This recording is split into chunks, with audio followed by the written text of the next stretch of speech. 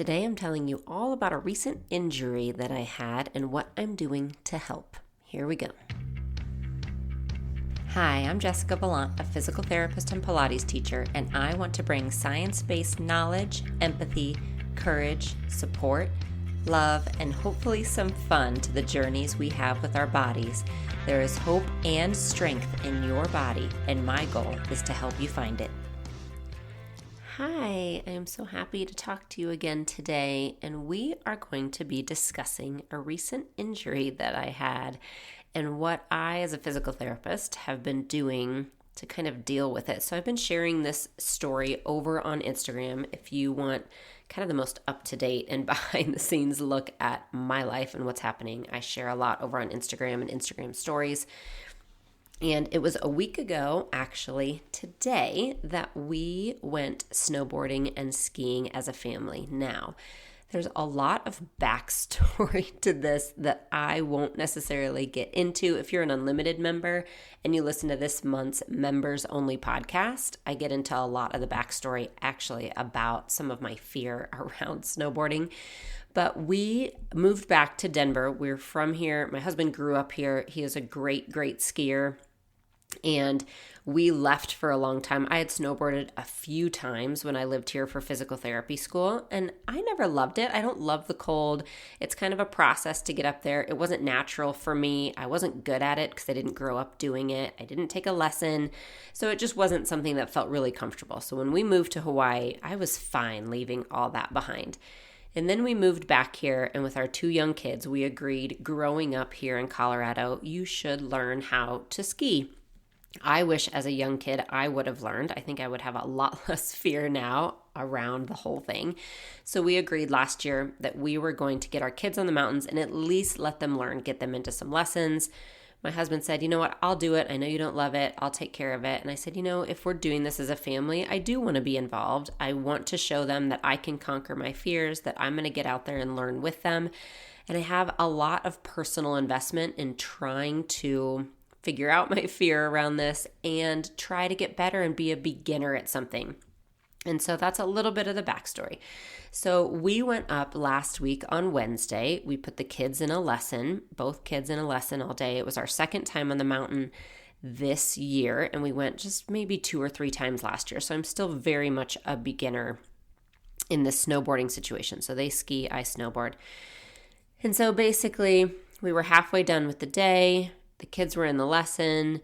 My husband was down at the lodge having lunch. He's like, I'll just meet you down there when you're done with your run. It was my second run of the day. And I took a very bad fall. And I fell right back onto my backside hard. And I was shaking. I mean, I knew something bad had happened. It was bad. The pain was extremely bad. My nervous system went out of control, that fight or flight. I mean, that adrenaline, the shaking, tears. I was yelling. I might have said a few profanities. And I just laid there really thinking, okay, I can't move. Are they going to have to come up to get me? I had my phone. I was about ready to reach out to my husband and say, hey, I think something bad just happened. I'm not sure. But I laid there long enough. I was able to eventually sit up, and I thought I might be able to make it back down. I was pretty close to the bottom. And so I did make it down, very slow, very shaking, very scared. And I made it down, put my snowboard away, met him inside and said, something bad just happened. I don't know exactly what yet, but it's bad.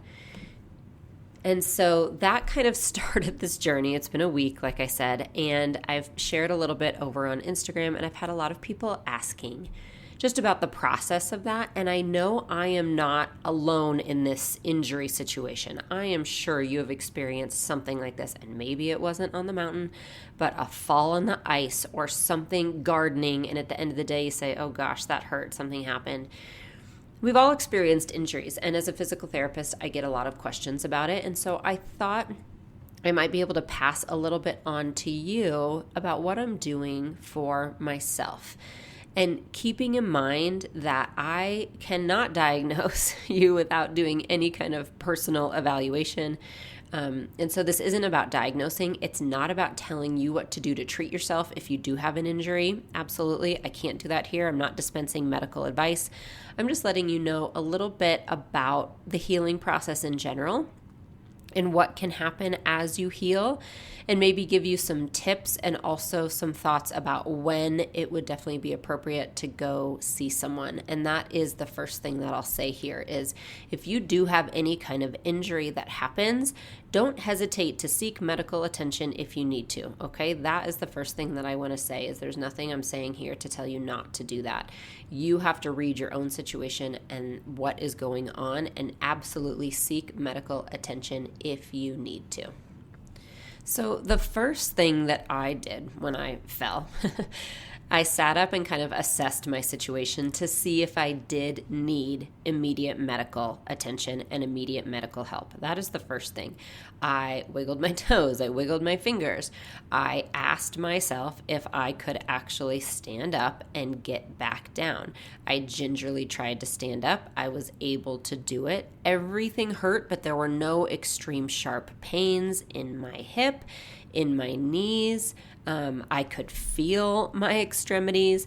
I knew, while it might be like shuffling down on my knees, I knew I could get back down. I wasn't using pride, right, to do it. I wasn't forcing my way through it.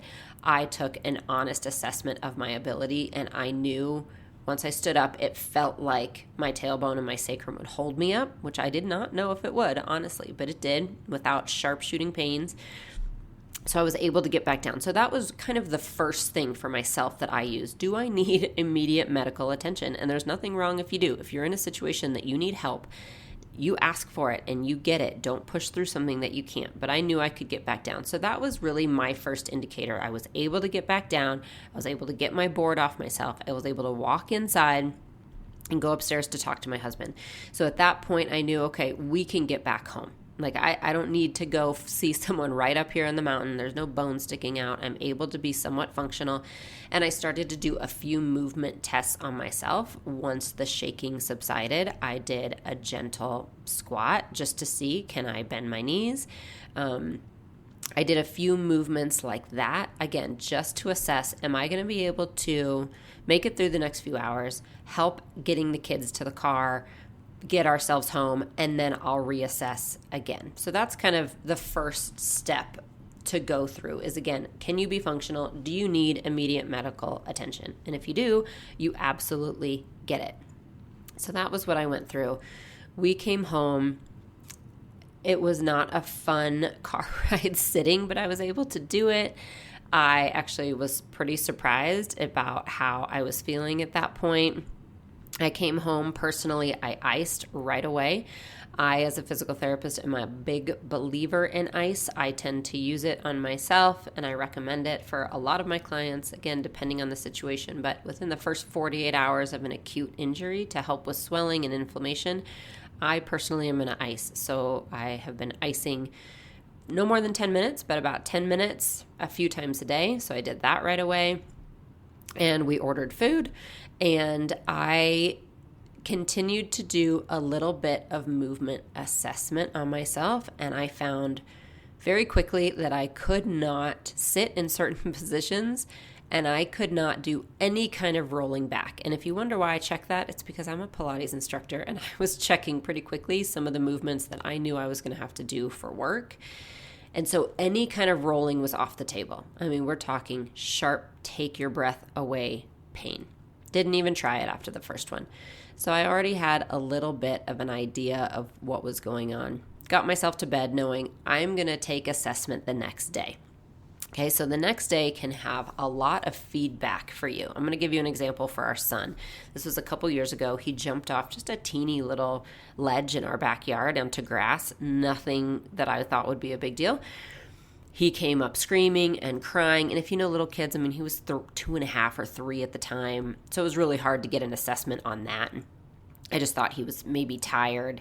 I knew it was hurting him, but I couldn't get a big assessment on what was going on. I took a bath with him. I comforted him. There was nothing obvious happening. I got him to bed knowing, especially with a little kid, he's either going to wake up and completely forget about it and come running out of his bed and it was nothing, or he's not. And he woke up and he couldn't walk. He woke up and he said, Mommy, it hurts too bad. I can't walk. And in that situation, waiting overnight was exactly what I needed to know. Called the doctor, got him in. He had some minor fractures throughout his foot, and we got him into a walking boot.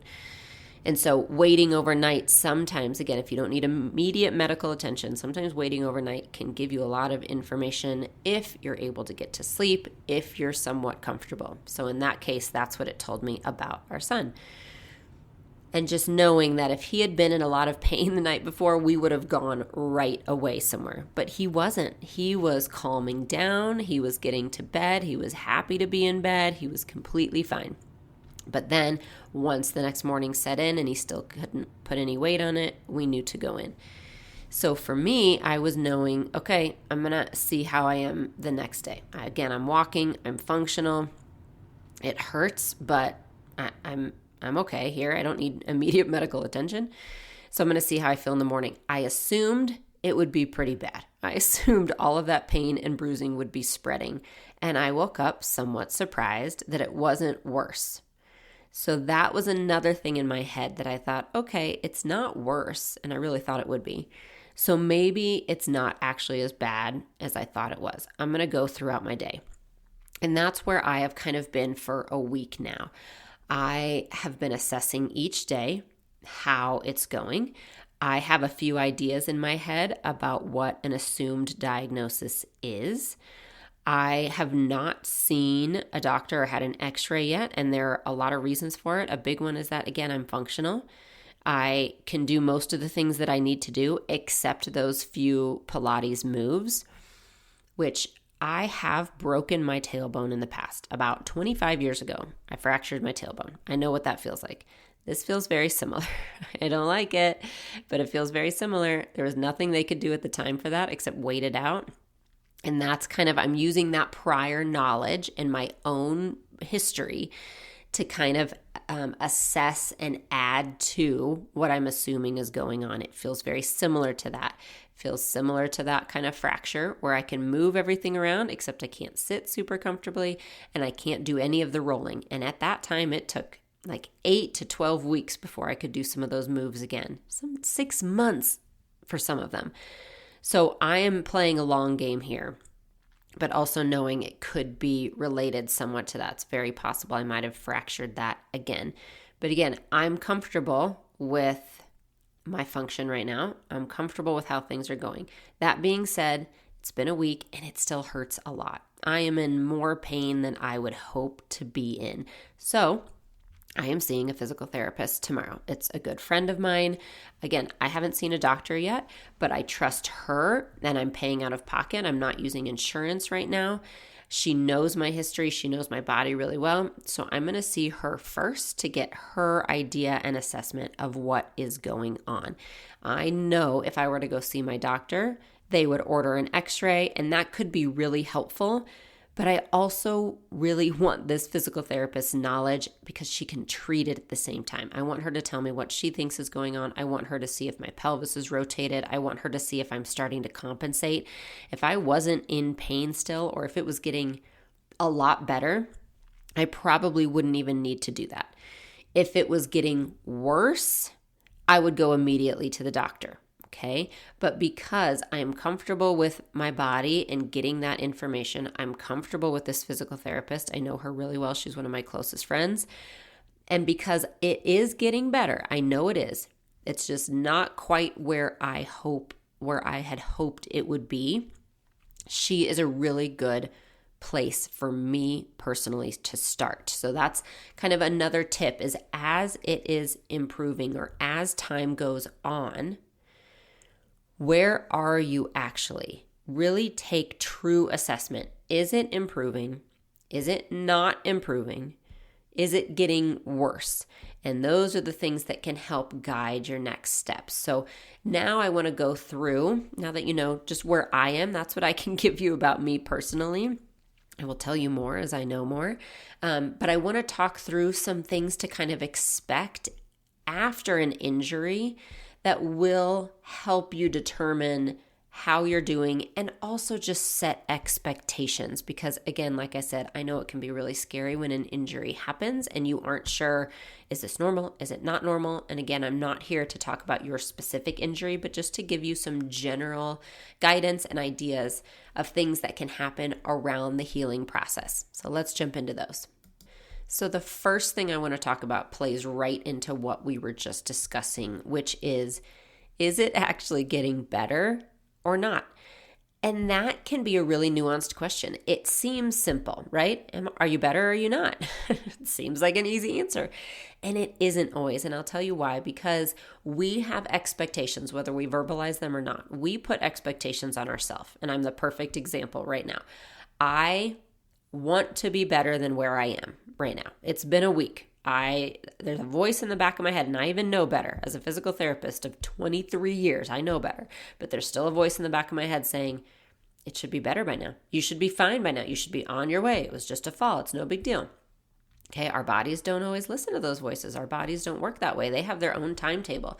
And I know if I was talking to a client right now, I would be saying, this is a 6 to 8 week process at least, and you're only a week out. So the first thing is, again, think about that. Like, talk to yourself in reality. Know that it might take a while for healing to happen.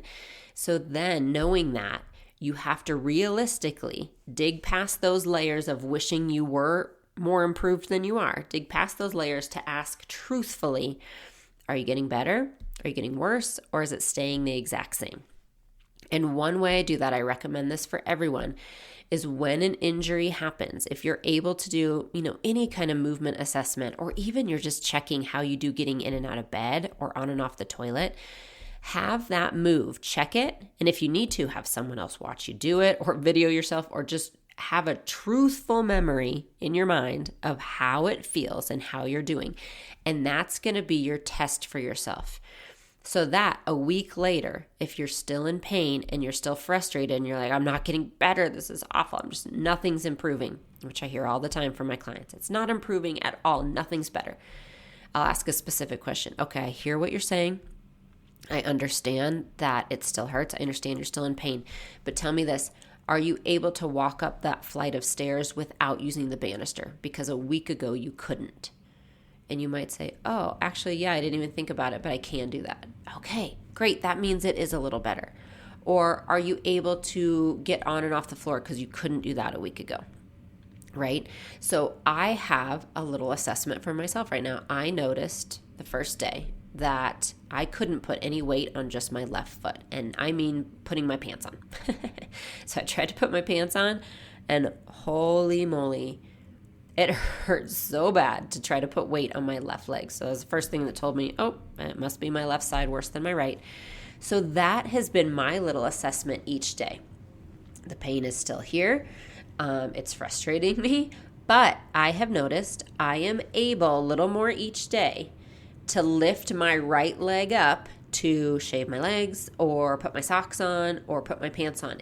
That part is actually getting better. So that is what I'm using as, again, a little bit of a guide and some motivation for myself to remember, oh, it is actually getting a little bit better. Okay, all right, yes, my pain is still there, because pain doesn't always tell us the truth.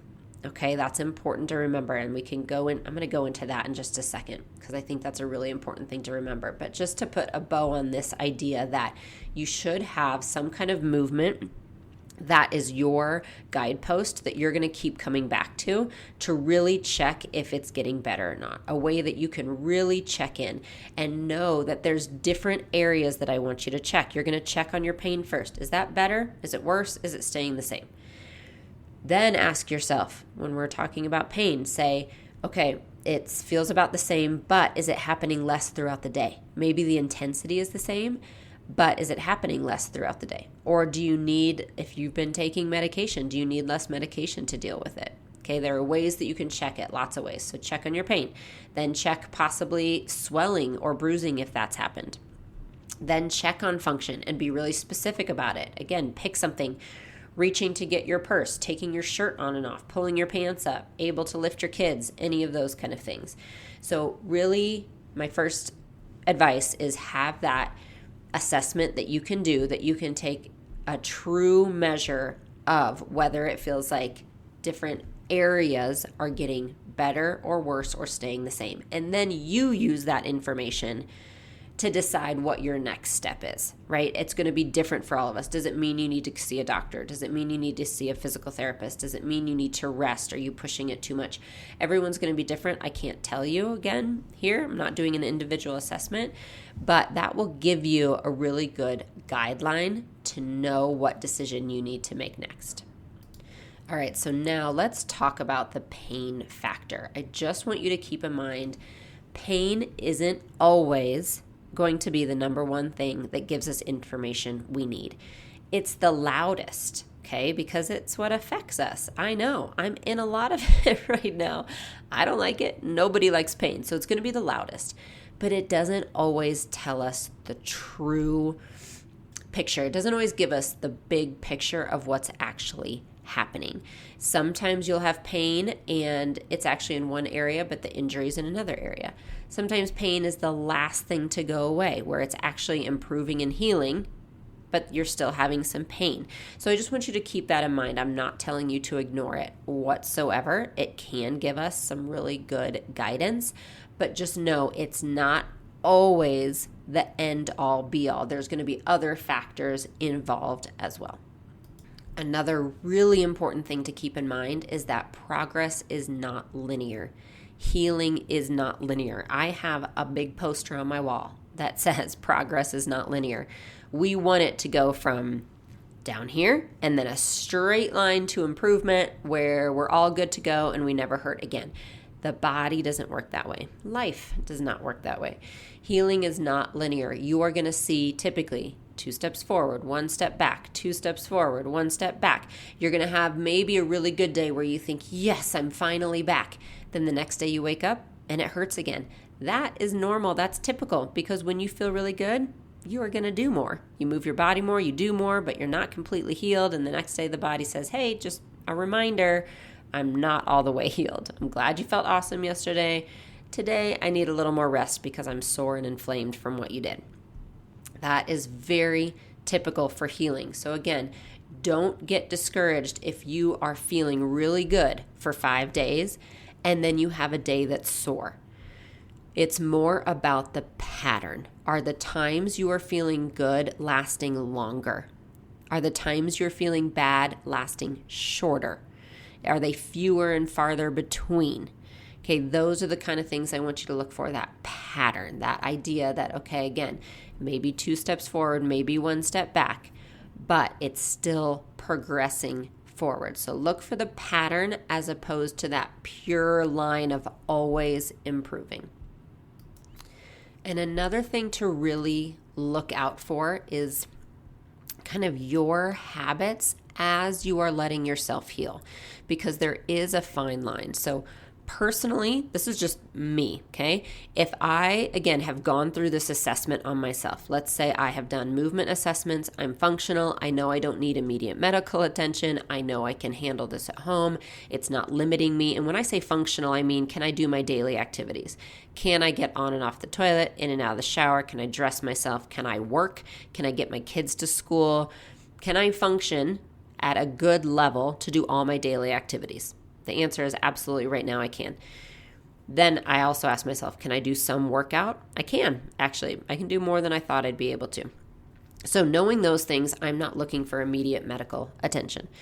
I give myself 1 to 2 weeks before I decide, again, what the next step is going to be. And it's not because I expect to be 100% in that amount of time. I know with this amount of experience in the physical therapy world and with my body, 2 weeks is not going to do it to get rid of it completely. That being said, 2 weeks is a really good amount of time for that inflammation to decrease and for me to know more about what I'm dealing with. So if it has been 1 to 2 weeks and nothing has changed, I am going to go find out more information. I'm going to go to a physical therapist or to my doctor or ask for an x-ray or whatever it is. I just want more information if nothing has changed after 2 weeks. That is, again, kind of just my determiner. So right now, it's been a week. I am better, and I know that from the movement assessments. And the other piece is I am having more pain than I thought I would at this time. The pain isn't worse. I just thought it might be better at this time if it was a simple bruise. So that's why I'm moving to a physical therapist tomorrow who I trust. And if her and I talk it through and she says, oh, this is why you're having pain. I see it's rotated. I see this and this and this. Great. If she says, I have no idea, you might need more testing. Okay, that's what I'll do next because it's in that 1 to 2 week time frame. So again, you're going to figure out what that is for you. But I do want you to have a time frame because the next step is, while you do need to rest, you absolutely have to let yourself heal. You can't become afraid of movement long term. And that's really easy to happen. Where we get hurt, we don't know what we should and shouldn't do, right? I don't know what's going to make it worse. I just don't know. I'm scared. I have no idea. And that's a normal response. But what I don't want is for you to get stuck there for 4 weeks, for 6 weeks, for 8 weeks, for 12 weeks. I don't want you to get stuck in that place of fear because 1, it'll become a habit. And 2, our body actually needs to move. We need to move. We just need to do it in a safe way while we're healing. So that's why I say don't let yourself get stuck in that place for that long. If it's been 2 to 4 weeks and you say, okay, I think it's a little better, but I'm just scared to move, I'm not going to do anything, then go see a physical therapist. Even talk to someone through Zoom or online to let you get past some of that fear and get some really safe ways to move.